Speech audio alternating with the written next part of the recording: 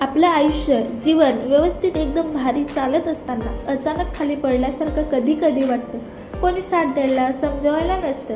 तेवढी खूप वाटते कोणीतरी माझ्यासोबत असावं, मला समजावावं, पण असं होत नाही. जेव्हा आपल्याला गरज असते त्याचवेळी कोणाला आपल्यासाठी वेळ नसतो. आपण एकटे पडतो त्यावेळी फक्त आपले विचार आणि आपण असतो. त्यावेळी ना कुटुंबाची साथ, ना मित्रांची, ना नातेवाईकांची साथ. मन खूप रडतं. परिस्थितीसोबत लढणं, तिच्यावर मात करून पुढे जाणे खूप कठीण असते. हे त्यालाच कळते ज्याच्यावर तशी कंडिशन येते.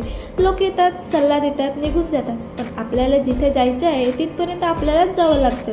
आपण यशाकडे जात असताना आपल्याला अचानक आपले नातेवाईक किंवा एखादा सक्सेसफुल माणूस भेटतो. तो म्हणतो, हा मार्ग का निवडलास, तो का निवडलास, हे का केलंस, ते का केलंस, मी हे करतो, याच्यात फायदा आहे, तू पण हेच कर. तेव्हा आपल्याला खूप राग येतो. पण परिस्थितीतून बाहेर येत असताना आपण स्वतःला एक चांगलं घडवलेलं असतं. खरंच यार, ज्यांना कोणीच सांगायला नसतं ना, तेव्हा आयुष्य खूप बेकार होते. तेव्हा नेहमी स्वतःला समाजामध्ये खुश ठेवण्याचा प्रयत्न करा. स्वतःला तिथल्या माणसांमध्ये सामावून घ्या आणि यशाच्या मार्गाने चालू लागा. हार न मानता प्रयत्न करत राहिल्याने एक दिवस आपण नक्कीच यशस्वी होऊ. आणि जेव्हा आपण यशस्वी झालो ना, तेव्हा आपल्यासाठी ज्यांना वेळ नसतो ते स्वतः वेळ काढून आपल्याला भेटायला, बोलायला, जवळीक निर्माण करायला येते.